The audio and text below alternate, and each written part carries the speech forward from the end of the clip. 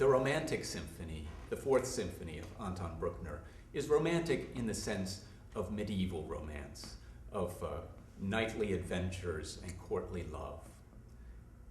It's the most popular of Bruckner's symphonies, but it shares with his other works this Wagnerian style. As a late Romantic composer, late 19th century in Austria, Anton Bruckner was completely swept up in the passion for Richard Wagner's music. Wagner's operas had really redefined German music.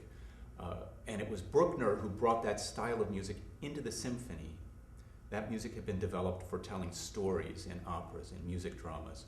Bruckner took the power of these harmonies and of the huge blocks of music that Wagner would build up.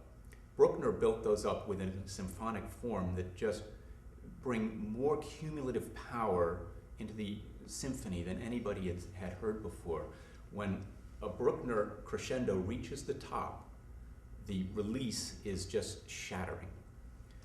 The Fourth Symphony, however, is the lightest of Bruckner's symphonies. It doesn't wrestle with theology the way some of his other works do. Instead, it paints a picture of Austria in medieval times. And in fact, the composer wrote little program notes for the first three movements. So the first movement pictures a medieval city at daybreak with the sound of a horn calling out that the day has begun.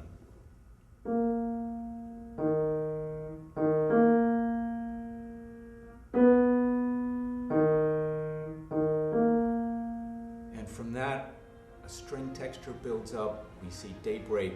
We hear the city gates open. Knights ride forth for their adventures. And we can imagine an entire medieval story taking place.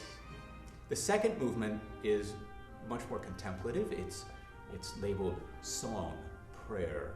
Perhaps it takes place in a church. It's got a very subdued, long-breathed melody. The third movement, by contrast, is a wild hunting scene.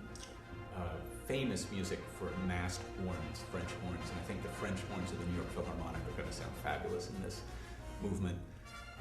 You can just hear the knights riding through, tearing through the woods, really, with their hunting horns and their spears in search of wild boar, perhaps. The middle part of the movement makes us think of a meal out in the woods where they're listening to some entertainment from a barrel organ. The fourth movement has no description from the composer, so it's totally up to our imaginations. For me, this sort of dark, shifty music at the beginning of the movement makes me think that perhaps there's a magician or sorcerer at work here, and that there's some battle of light and dark forces shaping up. But by the end of the movement, really things are very genial, happy. We're out in nature, we're living in simpler times. Really, listening to the Romantic Symphony is like paging through a book of old medieval stories with beautiful illustrations. It takes us back to a simpler time for a romantic story in the beauties of nature.